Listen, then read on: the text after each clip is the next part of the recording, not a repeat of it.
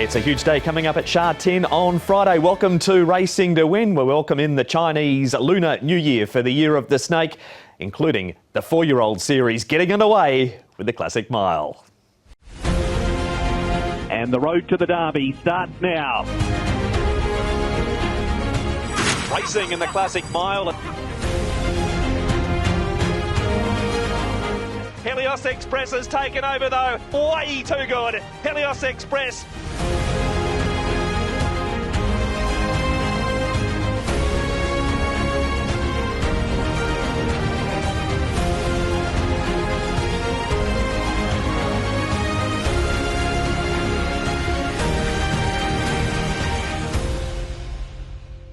And a very important part of that Classic Mile. Brenton Avdulla is going to join us on the show very, very soon. A very important part of Racing to Win joins us right now. Kung Hei Fat Choi to you, Paul Ali and Tom Wood. Kung Hei Fat Choi, Mark, and all the viewers, good health and good fortune. Excellent day of racing we've got coming up at Sha Tin. Over 80,000 expected through the gates. And, of course, the 4-year-old series with the Group 3 as well over the 1,800 metres. Plenty of chances there. There are indeed. It's a terrific support card outside of those races too, Paul. Yeah, Kung Hei Fat Choi, everyone. And there's plenty of money floating around. There'll be red packets galore, and there's some good jackpots as well. There's 10 million going into the triple trio, and there's also 6 million going into the 6-up win bonus.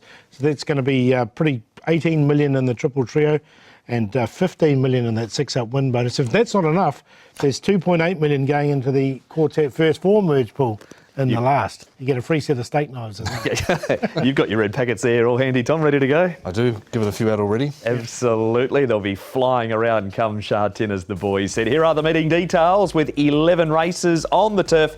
It is the B+2. The first gets underway at 12:30. 2 races for preview on the show. The fourth, the Group 3 Centenary Vase, and the first leg of the 4-year-old series, the Hong Kong Classic Mile, at 10 after 4 local time. Great to have Brenton Avdulla joining us on the show now as our special guest. Brenton, welcome to Racing to Win. 17 wins for the season so far. Are you happy with how things are trucking along? Yeah, hi boys. Yeah, happy enough. Things have been going well. Probably a few too many seconds the first part of the season, but I think if you switch from seconds and first round, I'd be probably running top 4 in the premiership. So things have been building up all right now, and yeah, just looking for the fast horses to make it a bit easier. Absolutely. It's been a really good couple of weeks for you in the last few, and John Size has been a big part of that, and his stable is flying, isn't it?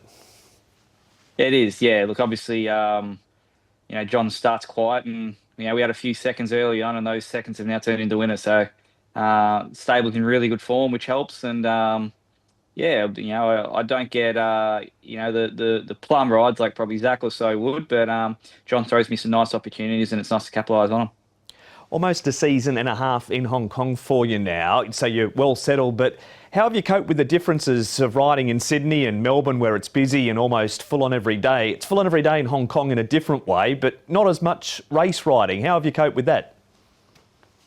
Really enjoying it. I suppose I probably spent the first 6 months of my contract when I first arrived a little bit, wasn't sure how the sort of system went and found things a little difficult. But after then, I've really enjoyed it. Obviously, the support from Tony Cruz and, John Size and stuff, and having a horse like California Spangle probably made things a little bit more easier. But, this season I've really enjoyed, learning about how to sort of run my own business and, the contact you have with trainers and owners, and I think that's really, really been important for me. But I do feel that I'm a rider that I was successful in Sydney when I moved from Melbourne. I was successful in Melbourne. I went to Japan. I was successful. We travelled to Dubai. I won the Group 1 with Spangle. So I do feel that whatever jurisdiction I'm in, I can sort of adapt and ride well. And I think this season it's just showing that I'm gradually getting a bit of momentum and things are going well. One horse you've ridden super well is your ride in the Classic Mile on Sunday, Rubylot. You can't have done any more on him. 2 rides for 2 wins. How did it come about getting the ride off David Hayes?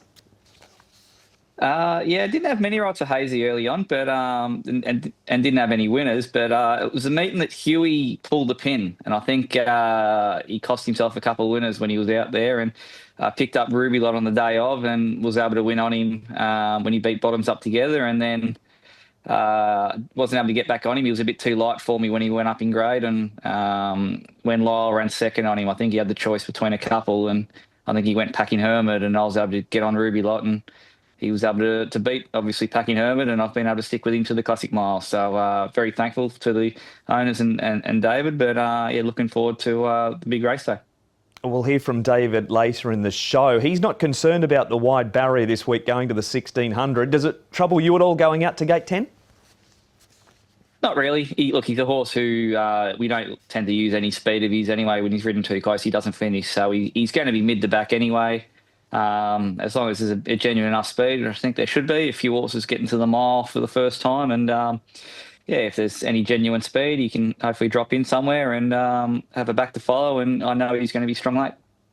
Track work recently. You have been on board. What have you made of that track work? Yeah, look, I didn't obviously go to Chongfar and gallop him, but galloped him up the straight there at Sha Tin the other morning. He's a horse. He's a lovely moving horse. Hazy doesn't ask too much of his horses in the morning, and he give me a great feel. So he squealed his way home. So I think he's in really good order. He's a happy, healthy horse who's in form, and I think the form around him's really well. Really good. Obviously, he had Sunlight, the horse Ricky's there, win the good race there on the weekend. All the main chances of coming out from behind him the other day. So I think I've got the horse that's got the right form and just a little bit of even luck in running, and I've got no doubt he'll run really well. He's raced by the Hong Kong Football Club syndicate. If he wins, you may never have to buy a drink or a meal at the football club again. Yeah, that'd be ideal. It was a bit of a tricky situation the other day because when he won, he beat Young Champion. So I don't know if I'm going to be too favourable in the Young Champion syndicate, but yeah, maybe the football club will take me in anyway, so I'll be right. I'm sure someone will have you if you're good enough to win on their horse. He's not the only ride you have on the program, Brenton. Paul and Tom are about to go through some of your others. You've got 5-beat G Patch, Brenton, in the Group 3 over the 1800 metres. I thought his run at Happy Valley in the January Cup was a pretty sound effort. He obviously doesn't win out of turn, but when he gets the right sort of scenario, he can certainly produce his best. Yeah, he's a talented horse. He's just been a classic horse who's just paid for his consistency. He hasn't won for 2 years and off a mark much lower than this, but because I think he's had about 8 or 9 placings and a couple at the top level, his marks just kept going up over 100, and he's got to a situation where he's carrying top weights in the handicaps. So he wasn't far away the other day. I've got no doubt he's got a race like this in him, and if he can get even luck and go his way on the day, then he's good enough for sure. You've been riding a fair bit recently for Mark Newnham as well with Invincible Lucky. He was just mugged late by Sunny de Best last time out. Was it always the plan to lead with him last time out? And what do you do this weekend from barrier 13? No, never the plan to lead the other day. Obviously, Mark does like his horses on pace, but never the chance. Never really wanted to go out there and lead. But I just felt I was going to get myself in more trouble trying to get him back in behind him with the shades on the other day. So he's a quirky horse. He's got a few little barrier issues, and I think he's been a bit stiff running into a few talented horses. He ran into Sunny the Best the other day, and even before that, he ran into the good horse of Chris's, who's the Boombox, who's now 3 from 3. So he's coming out some pretty strong Class 4s. Yes, he has drawn awkward, and he's going to need a bit to go his way, but the ability's there. He's just going to need a set up where he can get it. And the King of Fighters in the last there, Brenton, he had the one start here in Hong Kong where he did run 6th over the 1400. He's sticking him at 14. I know they tried him up to 1600 in Australia. What sort of feel did he give to you? I think he's a talented horse, Paul. He's obviously going to learn a bit here in Hong Kong, and he's going to have to adapt. But I don't think he could have done much more on debut in Hong Kong. He is still a maiden. He hasn't won a race, obviously, in Australia either. But I think he's coming out of a really good race the other day. There wasn't a fast run race, and he was strong late with not a lot of room. So, he's drawn awkward again on the weekend, so he's probably not going to be on pace. But I think he's a horse who's got a nice little future, and we'll see what he can do there on Friday. That's a look at your rides on Friday, Brenton. But Rubylot's the one you're more than happy to stick with for the 4-year-old series? At the moment, yeah. Look, he's the one who's there. He's jumped every bar sort of Hazy's asked him to do, and he's going to line up there hard in the market in the mile. So I haven't got any further commitments from the 1600 onwards. So we'll see how we go Friday. But if he can get the job done for us, it'll be very exciting for sure. He's certainly in the right stable. Brenton, thanks for joining us here on Racing to Win. Best of luck on Friday, and in particular in the Classic Mile. Thanks, boys. And again, a massive thanks to Brenton Avdulla for sharing some time with us on Racing to Win today. On to the first of the races that we preview, the Centenary Vase. Tony Cruz very well represented here. Straight Aaron at the top of the book. Happy Together was placed in the January Cup at Happy Valley last time. Nimble Nimbus won it last year. Ensued has his first run since HKIR. And then we go down to Encountered, Karis Teaton and David Hall. Stunning Peach, he's had one start over the 1,800 metres for a win. And Winning Dragon Paul comes back in distance. He's been racing well over the 2,000. Yeah, look, Sword Point likes the lead. He's been mixing his racing, obviously, on the turf and the all-weather. Showing really good liking for that all-weather as well. But I think he'll lead. Winning Dragon likes to go forward, and Should likes to go forward as well. Encounters should get a nice enough run. Happy Together should get a perfect run. Cheng Cheng Glory will take some cover there. And then back to Straight Aaron, and Stunning Peach generally gets back in his races. Here is our first replay, Paul. This is the Jockey Club Cup with Sword Point leading for home. His best form lately has been on the all-weather. There's a horse in blue and white colours about to loom up here, and he's going to make them all look second rate, which is a bit unfair on the rest, but no Romantic Warrior this week. No, there isn't, is there? But look, Sword Point, he's been racing well on the all-weather, so he has actually gone up in the ratings on the turf for his all-weather wins, unfortunately. So I don't really like him in this. Nimble Nimbus ran on nicely enough here for third and did win the race last year. He did, and his trial recently over a mile at Sharton I thought was very good, Nimble Nimbus, and it was good to see also Encountered running on here, and he ran on quite well in the January Cup behind Helene Feeling, who was only beaten a length and a quarter there, so I'd be certainly entertaining both of those two there. Cheng Cheng Glory, Tom. The chocolate wheel's been out again to find a jockey. It's number 8. Yeah, it's... I don't know what else to say. I've said in the past there doesn't seem to be any consistency with the jockeys around. Cheng Cheng Glory and Bowman gets a spin this week. He was 3 wide from the 600 metres. Of course, comes out of the Stewards Cup behind Voyage Bubble. Never won over the 1,800 metres, but he's placed second, third and fourth, and he deserves an opportunity here again, Paul, although he's got 4 extra pounds to carry compared to what he had last start. Yeah, look, this was a lot harder, this race, wasn't it? And I think you might suit this horse with his patient riding. The thing with him is, he hasn't won over the 18, but remember he was just pipped in the Classic Cup that time, wasn't he? Right on the post. Helios Express 12 months ago, roughly. On to the January Cup at Happy Valley last time for Happy Together, Paul. He went close to making it back-to-back wins. La City Blanche, Encountered and 5G Patch also in this race. Yeah, look, the one to take out of it, no doubt, is going to be...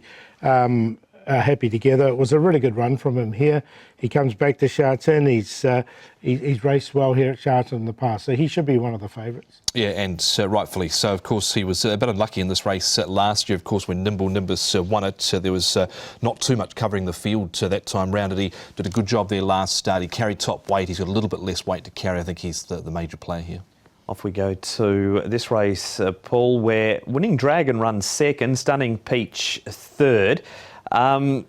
Winning Dragon's been better over 2,000 metres lately. What about coming back in distance for him, and also Stunning Peach as Noisy Boy's about to loom up to them? Yeah, look, I think Winning Dragon's sort of better over slightly longer, but Stunning Peach, look, he was really unlucky 2 starts ago. He has been unlucky in a lot of his runs, Stunning Peach.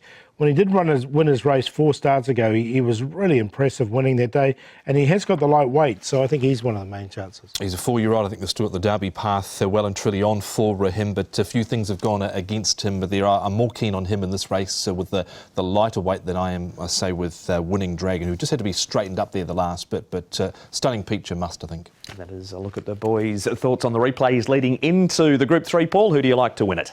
Going to go with Cheng Cheng Glory. I think it's a lot easier for him coming off that Group 1 race to beat Stunning Peach, Happy Together, and Ensued 4-10-2-6.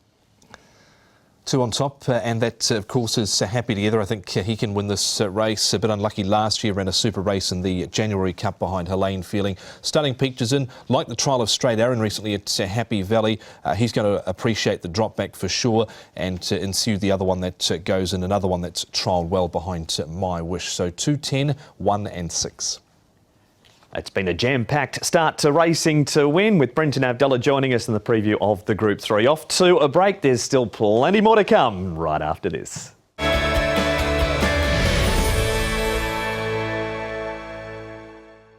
Welcome back. This is Racing to Win. We're working through our way at Shah 10 on Friday. But before we get to the Classic Mile, Paul, it is last run reminder time, and a horse that is no doubt here being targeted towards the 4-year-old series at some stage. Yeah, look, he's by done deal, so we'll see him no doubt over the 2,000 metres.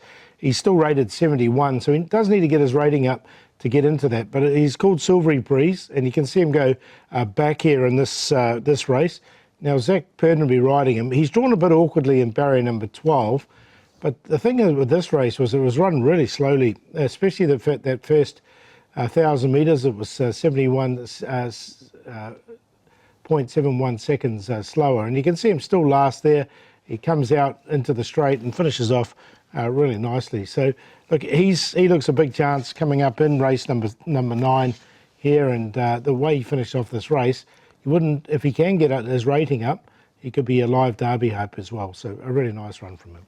That is the last one reminder. Race 9 at number 2, Silvery Breeze out of the David Eustace stable. We move on now to the Classic Mile. It's race number 8. It's at 4:10 local time. Packing Hermod, Rubylot, Devano all go to 1,600 for the first time. Fast Network, one go at the trip and he placed.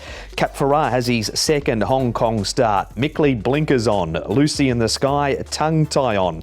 My Wish 30's only go at the distance, and Mark Wynn, he ran second behind Dragon Joy in a race we just saw in the last run reminder, Paul, and Glory Elite's going to roll to the front. Yeah, he's like a sprinter really, Glory Elite. They're going to have a crack over the 1,600 metres, so he should go to the front. Race 8, number 8, Glory Elite.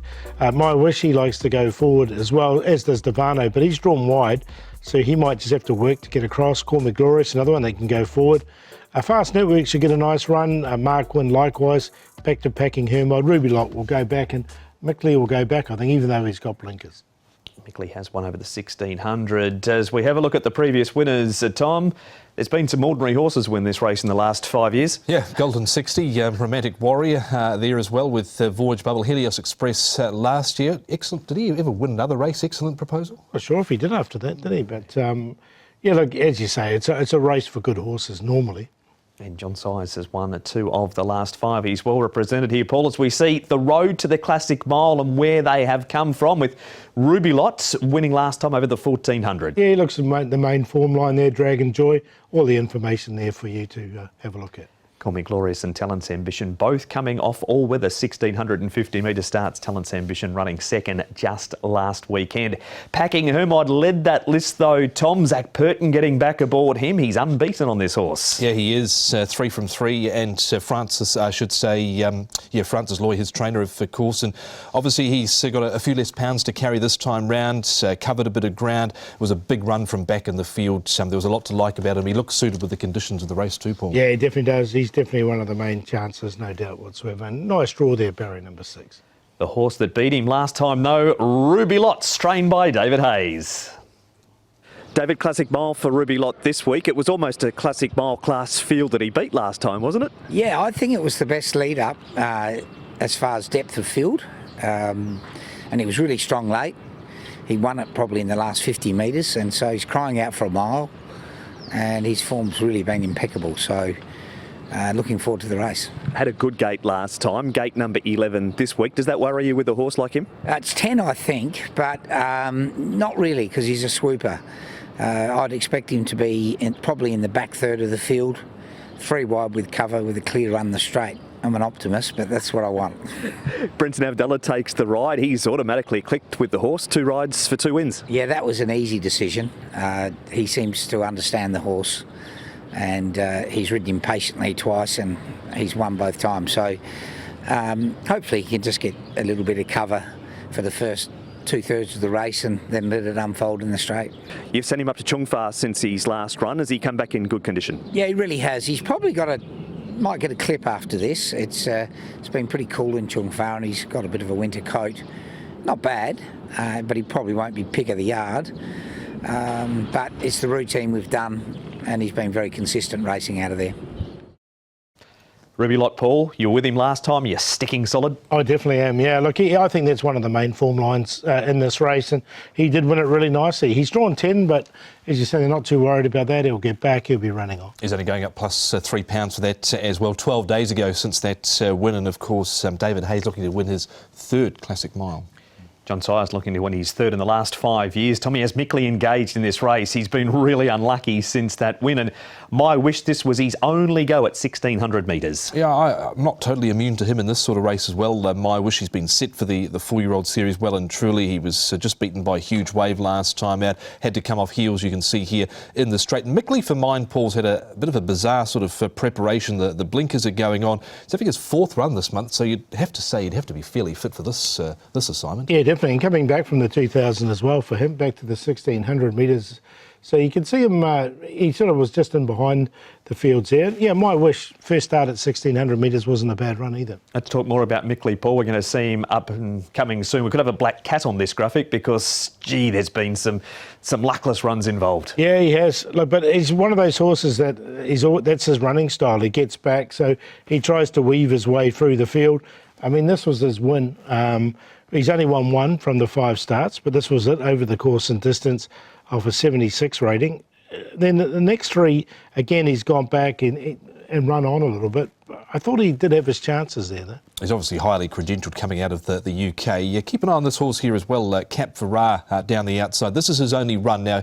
He is a worldwide maiden coming into this. He didn't win in Australia prior to arriving.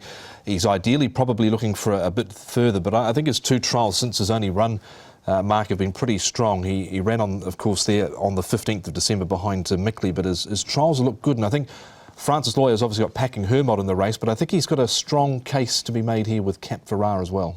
So Tom said, yet to win anywhere, but he has been Group 1 placed in Australia. On to Mark Wynn, Tom. He runs second here. Fast Network, well, he'd been over 1,000, raced well, tried him at 1,200 metres, jumped to 1,600 and acquitted himself super well. And there might be a few in this race that are happy Dragon Joy didn't force his way into the field. Yeah, it was a bit unlucky that Dragon Joy just didn't quite have the rating to get into the field. Maybe there's an argument to be made that for an in-your-win race, this Class 3 restricted race, because of a lot of them were trying to get into it. But he stayed on well here. He's had a couple of sort of things go against him in this run as well, where he was held up at the 300 metres and was only just nosed out of it too, Paul. Yeah, it was a really good run, and a good run from Fast Network as well, both him and Mark Wynn. And I think that's another of the main form races. So I think they're both good chances. Well, there you go. There's the boys' thoughts on the replays. Rubylot, though. Yeah, I'm going to go with Rubylot. I'll stick with him to beat Packing Hermod. Then that other race with Fast Network and Mark Wynn coming out of it. 2-1-5-14. I'm actually going to side here with Cap Ferrar for his second run in Hong Kong. I've liked that first up run. His trials have been good. Packing Hermod for Zach Purton. Zach's actually ridden the top 6 in this race. I think he's ridden 8 of the field as well, so he's picked Packing Hermod here. Rubylot goes in, and My Wish the other one. 7, 1, 2 and 11. It's a busy 11-race program at Shah 10. All the races are previewed on the website, hkjc.com. Click on audio and video for race-by-race analysis. Best bet, Paul. I'm going to go in race 10, young superstar, barrier number 1, straight to the front and just keep improving for me. Angus Chung aboard and just goes whooshka. And then the value we're going to make, a horse he's only had the 2 starts here, caught the eye last time, race 5, number 7, Max Q, and we'll do the play in the last with Packing Angel, Another World, and the Absolute. Best for me, it comes up in race number 6, number 5, Young Champion. The blinkers go on. A good trial up at Chung Fa recently, so he's the best. The value in the last with solid win. Plenty of last start winners in that final event. He comes up in grade with the lightweight Barcelona rides. And the play happy together with Straight Aaron ensued, Stunning Peach in the Group 3.